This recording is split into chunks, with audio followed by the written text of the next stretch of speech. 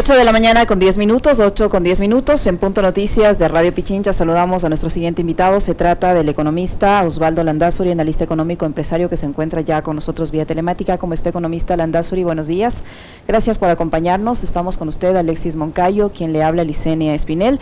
Como un balde de agua fría, con sorpresa, con escepticismo, con angustia están recibiendo los ciudadanos ya al momento de realizar esta proyección de gastos personales, la cantidad que les va a tocar pagar como concepto de impuesto a la renta. Incluso voceros de quien en su momento presentó esta reforma, que es el presidente de la República, la Asamblea Nacional, ahora se dan cuenta de la magnitud de lo que esto involucra. ¿Qué decirles a estas personas sobre lo que ahora van a tener que enfrentar en el ámbito tributario, este incremento que en muchos casos constituye incluso la cuota de una hipoteca, la cuota de un carro, una cantidad bastante considerable que van a tener que pagar como concepto de impuesto a la renta? ¿Qué decirles a estos ciudadanos, economista Landázuri? Buenos días, bienvenido. Buenos días, Licenia, un gusto, Alexis, gracias por la invitación. A ver, ustedes recordarán, yo fui bien claro, bien ácido al puro estilo mío. Yo les decía que en realidad cuando pase el chuchaqui de las fiestas y los ciudadanos reciban su rol, ¿se acuerdan de eso? Sí. Van a darse cuenta de la magnitud del problema. Y es que realmente los que hacíamos los cálculos, que fuimos a la asamblea, que discutimos con los asambleístas, todo veíamos que era un tema tremendamente complicado. Entonces, a ver, yo creo que el tema no deja de ser un asunto que hay que analizarle en amplio. Es decir, veamos primero que sí era importante que luego de la pandemia entendamos como ecuatorianos que no íbamos a salir ilesos, es decir, había que hacer algo, eso es indudable. Por eso ustedes también recuerden que yo le había dicho a la asamblea que había otros caminos. Uno de ellos era primero hacerlo temporal a esto, es decir, que uno vea que, ok, puede hacer un esfuerzo, pero de ahí a dejarle de manera permanente, yo creo que sí trastoca todas las escalas que las personas tienen para destinar el pago de impuestos, para destinar el pago de colegios, etcétera. Entonces, sí hay un cambio significativo, que dejarlo de manera permanente me parece que era un error y sigue siendo un error.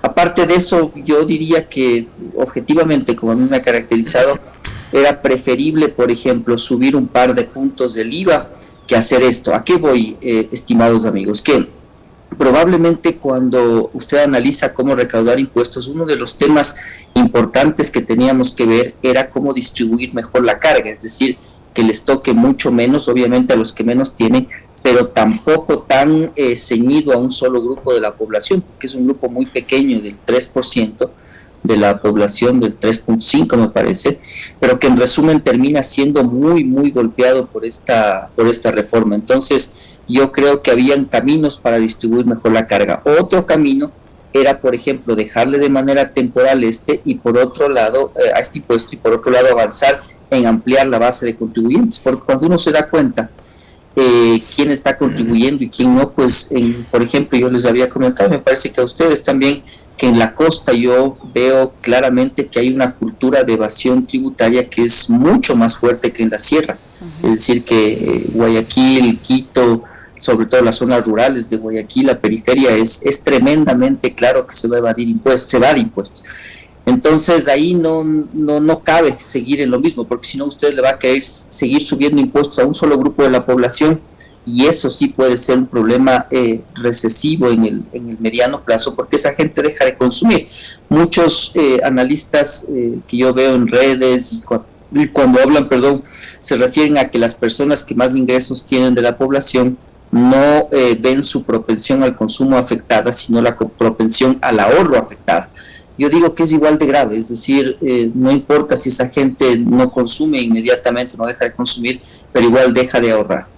Al ver esto, pues realmente me parece que no era lo correcto, sigue siendo un asunto delicado. Y lo otro es un mensaje para la población. Habíamos unos pocos que alertábamos de esto y pues quizás ese análisis mal entendido, con falta de objetividad, de que si es que yo estoy por Lazo, entonces pues no critico nada, eso no es correcto, porque a la larga pues lo que necesita el gobernante son voces objetivas que le den claridad respecto, más bien dicho, más análisis respecto a qué es lo que puede pasar. y por eso es que habíamos algunos que avisorábamos este problema como uno de gran magnitud, y es lo que está pasando ahora, ¿no? ¿Cómo está, Osvaldo? Qué gusto saludarle. Esta forma de evadir impuestos en las zonas de estas rurales de la costa que usted menciona, digamos, ¿a qué nivel están los evasores? O sea, ¿son consumidores que no pagan IVA o son empresas, qué sé yo, piladoras, camaroneras pequeñas, que son las que no están pagando impuestos? Yo creo que hay de todo, Alexis, y parte de aquello es también, aparte de eso, las grandes cuentas por cobrar que tiene el SDI, es decir, el SDI, si no me equivoco, tiene también impuestos atrasados por cerca de 1.500 millones de dólares. Entonces, ahí se ve claramente que hay una cultura de evasión, y esa cultura de evasión lamentablemente está a todo nivel. Yo creo que es más grave el asunto rural, el más informal, porque en realidad esa gente no tiene ningún incentivo para hacer sus declaraciones, y por otro lado tampoco hay los controles que le garanticen al país que están contribuyendo. Entonces yo creo que es a todo nivel, Alexis, es decir, hay empresas grandes, empresas medianas, pequeñas, y por otro lado también hay personas, es decir, el comercio informal es un gran problema que tiene este país, y eso realmente se agrava mucho más con esto, es decir, cuando le quitan la capacidad que tenía el ciudadano de disminuir impuestos por deducciones de salud, de trabajo, de gastos personales, etcétera, pues lo que sucede es que ahora sí todo el mundo va a decir no me facture el IVA, eso yo le doy por firmado. Entonces habrá que ver qué es lo que pasa con este impuesto, con el IVA. Pero yo sí, lo otro que veo, estimados amigos, es que no es una batería de medidas que para mí no tienen un norte claro. Es decir, por un lado usted sube impuestos, pero por otro lado le sube el salario. Y ojo, yo no es que esté per se en contra de aumentar el salario, he estado en contra de los análisis que no son objetivos. Es decir, cuando yo decido subir el salario sin ton, pues lo que sucede es que yo sigo afectando a las personas para que sigan siendo informales. Y ahí ustedes tienen el gran otro problema para los impuestos, es decir, la informalidad es otro gran problema para la gente que no paga impuestos. Y ahí usted tiene entonces la combinación extraña de medidas, de impuestos, subida de salarios, el análisis del gasto público que no es correcto, porque claro, cuando uno dice disminuir el gasto público, está muy bien, tenemos que analizar la eficiencia, pero usted está cayendo otra vez en este problema de los gobiernos de tinte liberal que más bien le dejan a la suerte del ciudadano. Entonces ese ejercicio es el que queríamos evitar, es decir, donde el gobierno comienza a hacerse atrás de todo y comienza a decir no, que sea el mercado el que arregla, que sea el mercado el que arregla, y ese dogma que ellos tienen pues es a todo nivel, es seguridad, es salud, es educación, así no lo acepten, termina siendo ese ejercicio. Entonces esa combinación realmente es muy nociva para la ciudad. Ahora, Osvaldo, ¿cómo entender, y digamos, cómo va a entender además del ciudadano? Yo sé precisamente cuál es su visión de la economía, de la política también, y por ejemplo usted, ¿de qué va su línea de pensamiento con respecto de el ISD, por ejemplo? Lo hemos conversado infinidad de veces sobre eso, pero por un lado el presidente desmonte el ISD progresivamente, que eso es algo que al ciudadano del común no le beneficia directamente, y uno puede entender, sí, vale, capaz y con eso atraes inversionistas, qué sé yo, ¿no? Pero además los inversionistas de ahorita estarán pensando, me pongo un supermercado en Guayaquil donde están matando a la gente en los restaurantes, hasta eso se deben estar preguntando los inversionistas. Pero, y le sumo otra, o sea, desmonto el ISD. Además yo, presidente banquero, que me debo parte de mi fortuna a Dakota del Sur, del Norte, a Panamá, qué sé yo. Y por otra parte veto el proyecto de ley para impedir los cobros indebidos en la banca. Y soy banquero presidente. Entonces ahí la gente va a empezar ya a un poquito a calentarse, Osvaldo. Sí, Alexis, yo entiendo muy claramente que hemos discrepado con usted en algunos temas, pero me parece que es muy sano. Es decir, yo creo que el ISD es un impuesto que al final terminó siendo puramente recaudatorio. ¿A qué me refiero? Que el ISD originalmente tuvo el principio de evitar la salida de divisas, pero lo cierto es que para evitar la salida de divisas, desde mi óptica, lo mejor es tener una economía bien planificada, una economía que sea bien llevada. y que haga que sea atractivo estar en este país. Pero hemos discutido sobre el tema del ISD y podemos discrepar. En términos generales, lo que sucede es claramente lo que usted comenta, Alexis, es decir, esta batería de decisiones sí es absolutamente extraña. Entonces, por supuesto que combinar un aumento a la clase media de impuestos tan agresivo con una eliminación del impuesto a la herencia, eso sí era un absurdo. Y ojo, estimados amigos, que son muy pocos los que pagan este impuesto a la herencia de manera importante, incluso de inicio son muy pocos, pero son justamente los más allegados a este gobierno los que están pagando ese impuesto. Entonces era un error clarísimo, pero al mismo tiempo me parece que es parte todo de una agenda, ¿no? Es decir, en el asunto de los impuestos, ustedes recordarán que cuando lo entrevistaban a Lasso en el Palacio de Gobierno, él decía que sus hijos tomarán los activos, el patrimonio que no se sabe bien dónde mismo le tiene, porque a veces dice que es aquí y allá, de aquí, de allá, a mitades, a tercios, no sé bien. Pero bueno, él informó que los hijos van a tener su patrimonio una vez, recuerden ustedes la grabación, que paguen el impuesto a la herencia, pues ya no hay que pagar ese impuesto.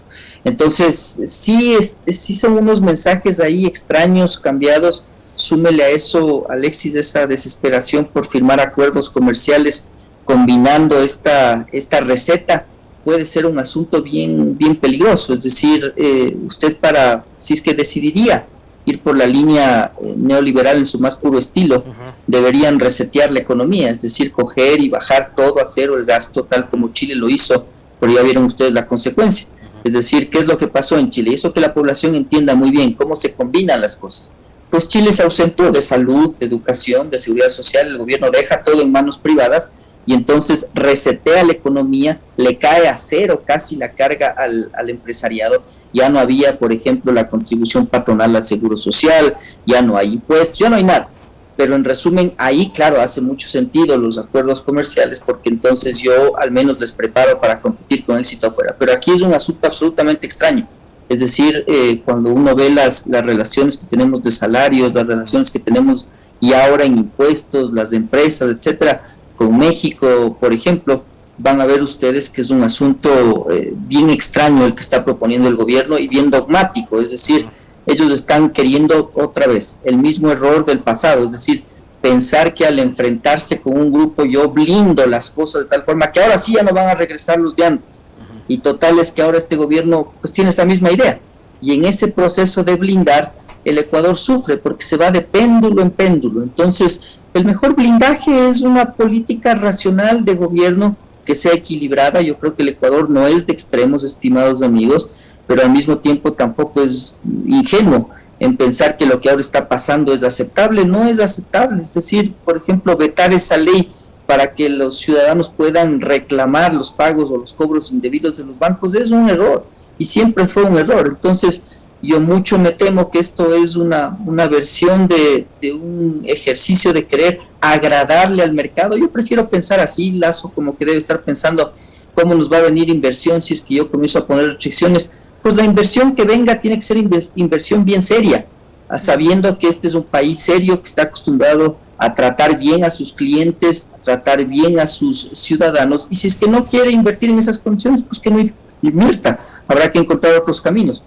Y entonces ahí tiene usted, Alexis, quizás la visión que yo tengo respecto a este tema, es decir, una visión que resulta disparos por todo lado, que no se entiende bien qué es lo que va a pasar, y me parece que a la larga le va a pasar factura, porque tampoco creo que es correcto que la ciudadanía esté pagando inexpertos ahí en la gobernación del Guayas, en el Ministerio de Gobierno, lo cual resulta raro porque Alexandra tiene una vasta experiencia, pero me parece que pertenece ya a otra época, además una época que para mí es nefasta en el Ecuador, pero lo cierto es que todo eso combinado, Alexis, sí da una situación que es bastante complicada y que ojalá no le pase una factura compleja al gobierno del lado social. Ahora, ingeniero Landazuri, ¿usted cree que es ético que el presidente, que debería gobernar para todos los ecuatorianos, salirse de un momento de su rol de banquero exitoso y gobernar para todos los ecuatorianos, haya vetado esta ley que buscaba que los ecuatorianos afectados por el abuso de la banca, que sí existe, se vean de cierta manera no tanto en la indefensión, que tengan una herramienta para poder reclamar? ¿Usted cree que es ético? Bueno, el tema ético como que es más delicado, ¿no? Es decir, no es ético, es un asunto que podría tener connotaciones distintas a la de un análisis económico. Voy a tratar de permanecer más en el rol de analista económico, y lo que le digo es que no es correcto, es decir, no me parece que es una decisión adecuada. Primero, porque hay conflicto de intereses, entonces, claro, ahí sí tiene razón usted, es decir, al haber conflicto de intereses pudiera tener tintes de ética también detrás de esa decisión.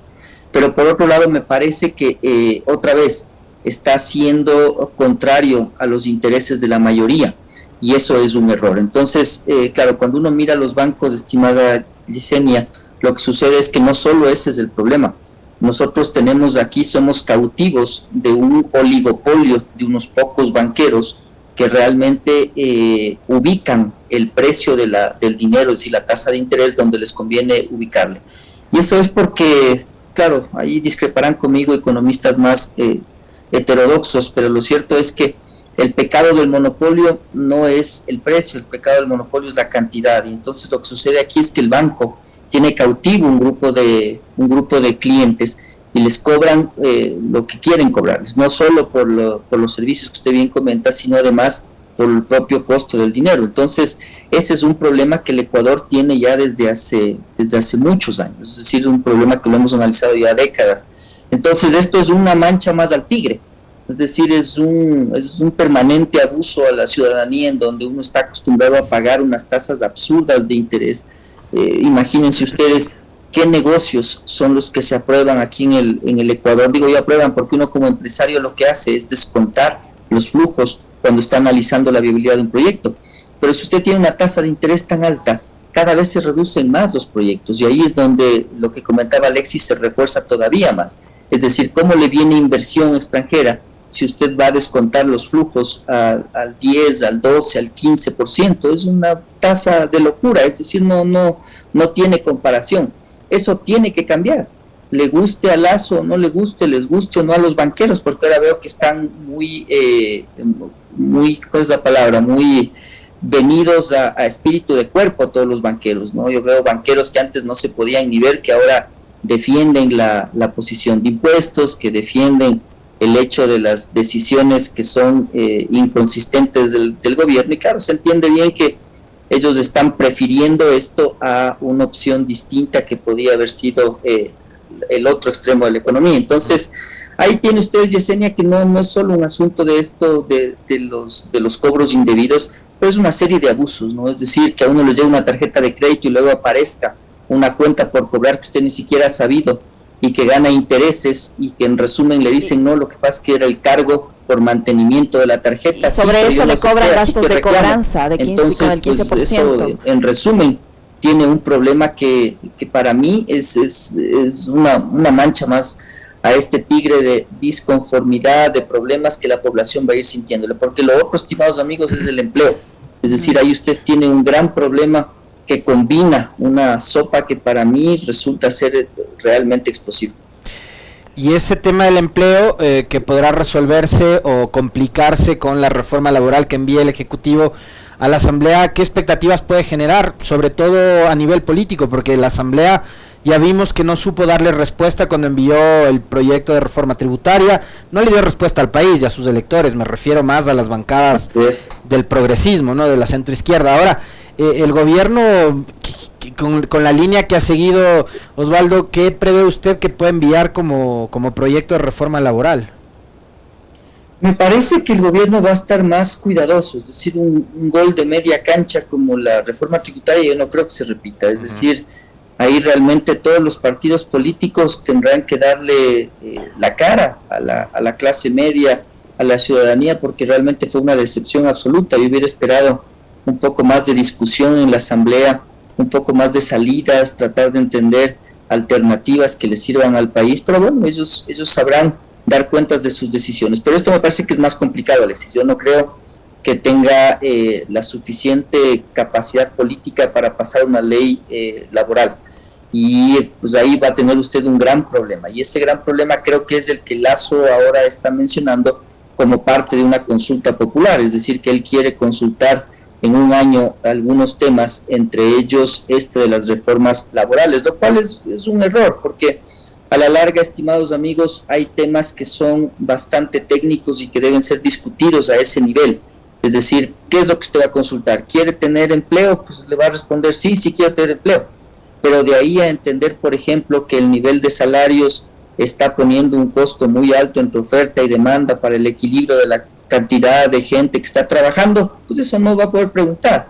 Entonces, por eso es que la ciudadanía espera que los analistas, que los políticos, que los que están dirigiendo el país tengan un análisis objetivo, serio, que les permita tomar las decisiones más adecuadas otra vez para la mayoría. Pero eso es lo que en el Ecuador ya otra vez, insisto, no está pasando. Habrá que ver qué es lo que viene, Alexis, pero yo lo veo muy complicado. Yo lo veo muy difícil, además, porque ya hicieron un ejercicio absolutamente equivocado.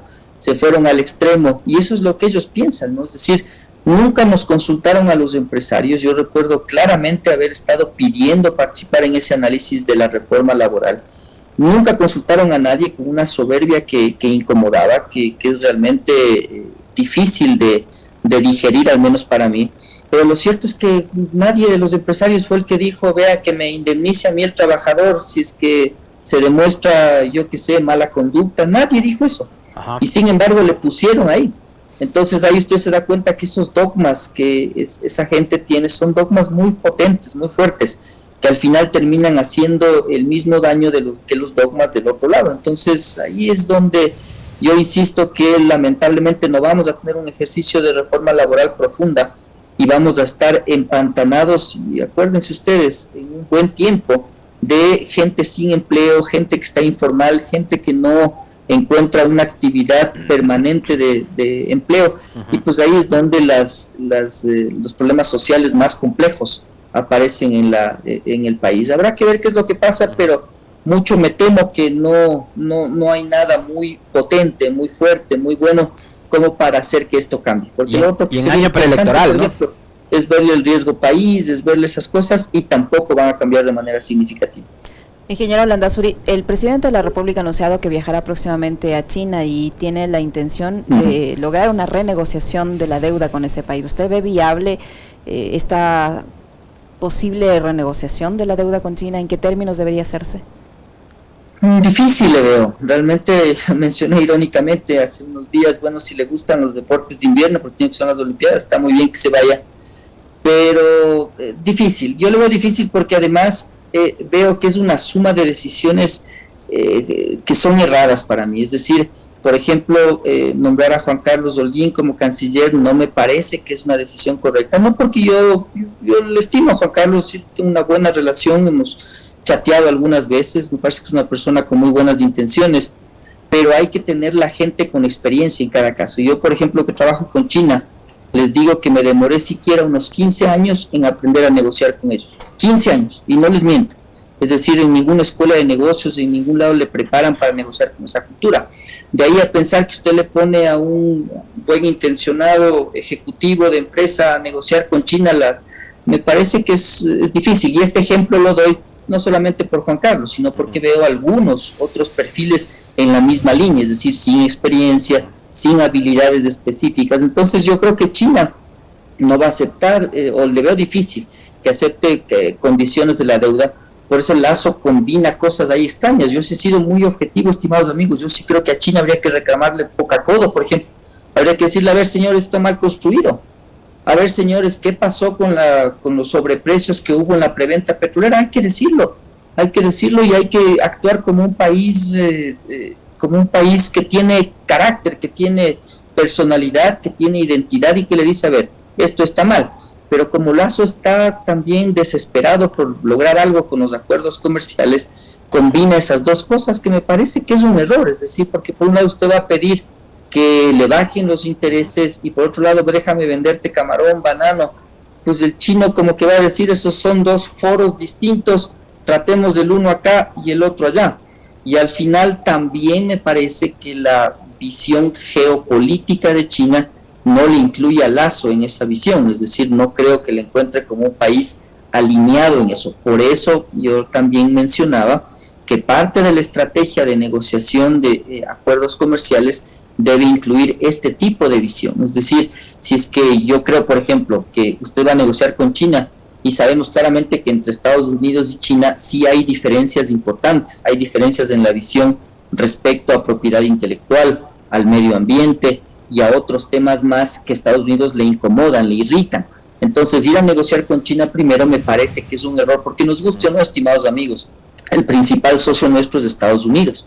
Entonces, hubiera sido preferible ponernos de acuerdo con ellos antes de ir a China. Pero me parece que es difícil, Yesenia, respondiendo a su pregunta. No creo que China diga muy bien, revisemos algo, además que ya lo han tratado de revisar, ¿no? Es decir, no pienso, recuerden ustedes, Richard Martínez también regresó diciendo, tuve un préstamo que no requiere ni petróleo, ¿se acuerdan de eso? No hizo falta petróleo, no hizo falta nada, y de repente, ¡pum!, los asoman en los balances del gobierno la necesidad de pagar más petróleo, es decir, no era correcto, capaz, ojo, estimados amigos, capaz que ni se entienden bien, porque el idioma sí es una barrera importante, es decir, hay que preparar todo un equipo de negociación que incluye gente que haya vivido allá, que conoce su cultura, que ha tratado con ellos, que ha hecho negocios con ellos, que ellos valoran, que ellos respetan, y eso es muy importante para los chinos, es fundamental para los chinos. Hay muchas cosas en que ellos, por ejemplo, no aceptan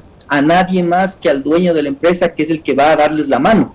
Entonces, todas esas cosas yo creo que el gobierno las está minimizando, y al puro ejercicio de creer que porque le ha ido bien en su vida, usted es tan exitoso y que puede hacer todo en la vida, pues es un error. Hay que tener cuidado porque hay ciertas cosas que están más allá de la actividad privada, y este caso de China me parece que es un buen ejemplo. Muchísimas gracias, ingeniero, por su tiempo, por la información que nos ha proporcionado, corrijo, el ingeniero Osvaldo Landázuri, empresario y analista económico que ha estado con nosotros. Muy amable, ingeniero Landázuri, muchas gracias.